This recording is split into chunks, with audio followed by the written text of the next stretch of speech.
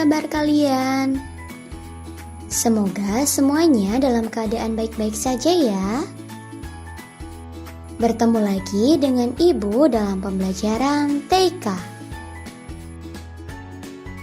Hari ini kita akan belajar cara kerja komputer.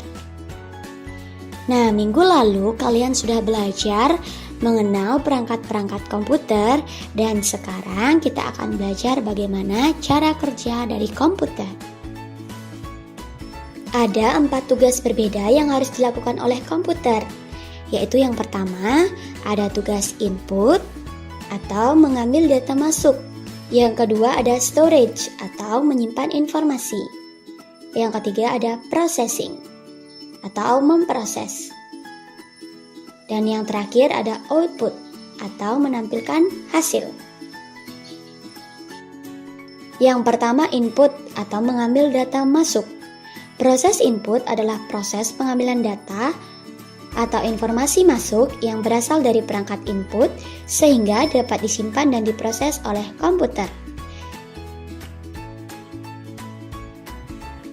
Informasi yang masuk dapat berupa huruf, angka, musik, atau gambar. Semua informasi tersebut dapat dimasukkan melalui perangkat input. Nah, perangkat input contohnya sudah Ibu jelaskan minggu lalu ya, seperti keyboard, mouse, scanner, joystick, dan lain-lain. Nah, contoh proses input yaitu seperti kalian mengetik menggunakan keyboard, kalian menginput atau memasukkan data berupa huruf atau angka melalui keyboard.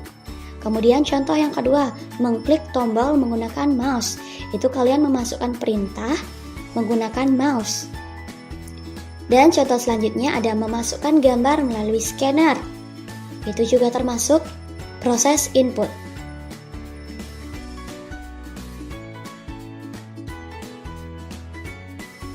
Yang kedua, ada storage atau menyimpan informasi.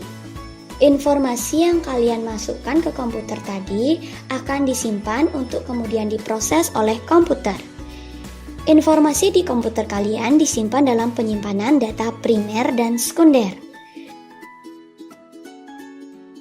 Seperti yang Ibu jelaskan kemarin ya, penyimpanan data primer adalah memori komputer. Sedangkan penyimpanan data sekunder adalah cakram keras atau hard disk drive. Nah, kalau informasi dalam kamera digital atau telepon pintar atau smartphone kalian disimpan dalam flash memory atau yang sering kalian kenal dengan memory card atau kartu memori.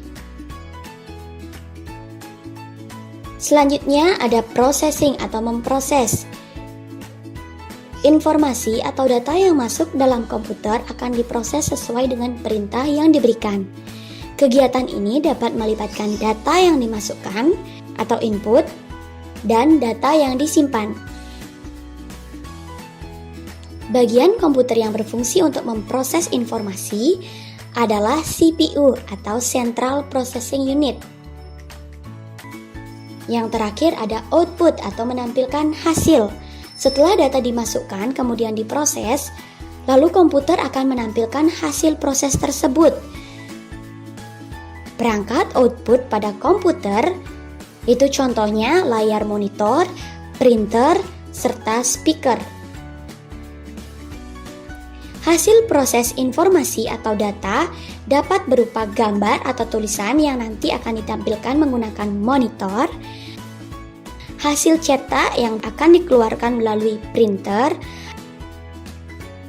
atau suara yang akan dikeluarkan melalui speaker.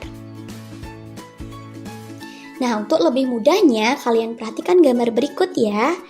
Cara kerja komputer, yaitu tahap yang pertama ada tahap input. Semua informasi atau data dimasukkan melalui perangkat input yang di sini ya. Kemudian selanjutnya setelah di-input, data akan disimpan untuk kemudian diproses, itu ada pada tahap menyimpan atau storage. Tahap ketiga yaitu processing.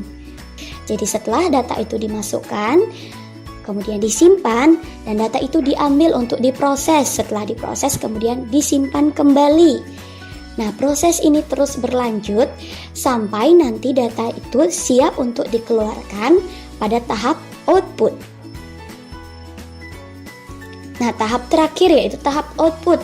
Setelah melalui proses tadi dan siap untuk dikeluarkan, komputer akan menampilkan hasil pengolahan data di perangkat output. Ini ada di tahap output ya anak-anak. Sampai di sini materi hari ini ya anak-anak. Jangan lupa mengerjakan tugas yang ibu berikan. Tugasnya adalah